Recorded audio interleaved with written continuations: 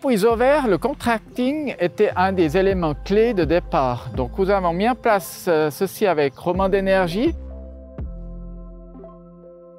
Les défis énergétiques auxquels Isover est confronté sont de deux niveaux. Donc, notre produit est un produit isolant et avec notre produit, on améliore l'efficience énergétique et la réduction de CO2.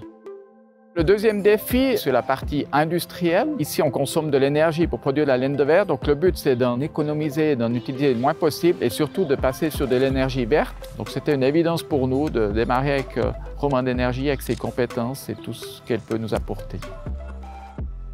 Actuellement, on a 10 000 m² plus ou moins de panneaux solaires en toiture et en façade, ce qui est l'équivalent d'une production de 1 500 000 kWh par an, ce qui fait pour nous un grand apport au niveau de la production. Pour Isover, le contracting était un des éléments clés de départ.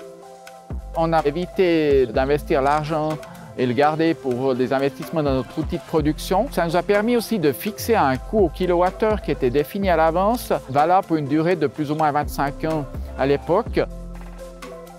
Un autre point important du contracting, c'est certainement le fait que la Romande Énergie, par la suite, s'occupe de tout l'entretien aussi de ces toitures. Et s'il y a un souci, c'est eux qui gèrent, qui viennent regarder.